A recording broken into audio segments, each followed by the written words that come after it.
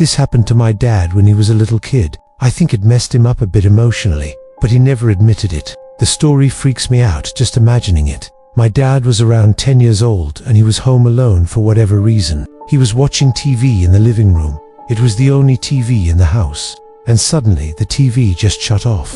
He got up and turned it back on. It was an old, crappy TV, so it wasn't weird at all. But when he sat back down, it happened again. He repeated this process a couple more times before he started to look for the remote. While looking behind one of the couches, he saw a man hiding in the corner holding the TV remote. My dad described the man as having long, messy hair and a crazed look in his eyes. The man smiled at him, and my dad ran out the front door screaming. He went to his neighbors, who called the police. The man was still in the house when the police arrived, so he was arrested. My dad always assumed he was either homeless or crazy. Either way, the story is downright terrifying.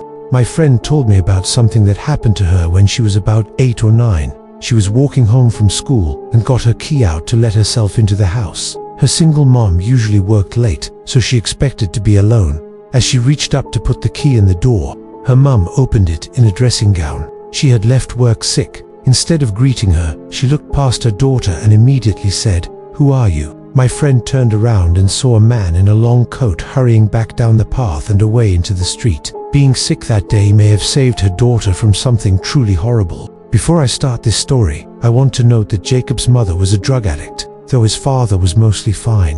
One night when Jacob and his father were asleep, they heard a series of loud banging, scratching, and moving noises coming from the mother's room. His father ran down the hall and started slamming on the door. When she opened it, she yelled at him to quiet down because he woke her up. She hadn't heard a thing, but inside the room, the window was wide open and the TV had been dragged across the room.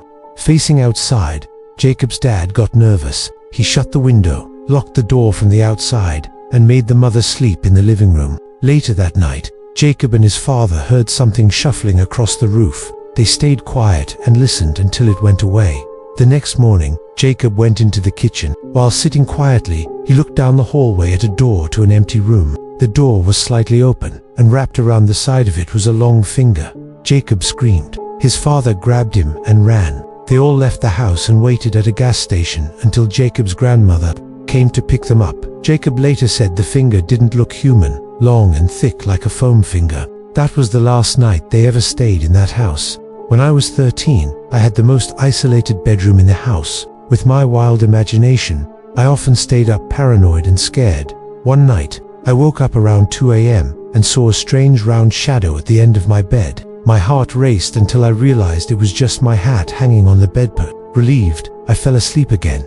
Half an hour later, I woke up and saw it again. Once more, I reassured myself that it was only my hat. This happened 3 times in the same night. The last time, I reached down for my water bottle, but instead, I felt my hat. My blood ran cold. I turned on the lamp, and there was a man's face peering over the edge of my bed, staring at me. I screamed, bolted past him, and ran to my parents' room. My dad grabbed his baton and rushed back with me, but the man had already escaped through the window. This one isn't long, but it haunts me to this day. I was 12 years old and had a friend staying over. We were lying in bed talking when I noticed a pair of red eyes glowing in the dark near the closet. I froze and pointed them out to my friend. He whispered, "I see them too." The eyes blinked once, then vanished. We didn't sleep that night. When I was around 11, I always had this habit of checking under my bed before going to sleep.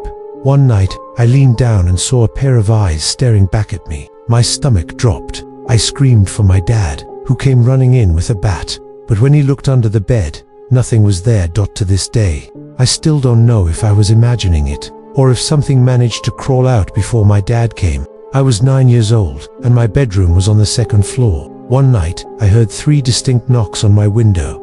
I pulled back the curtain, expecting to see a branch or something, but there was a man standing on the small roof ledge, smiling at me. I screamed, and my parents came rushing in. By the time they looked, the man was gone.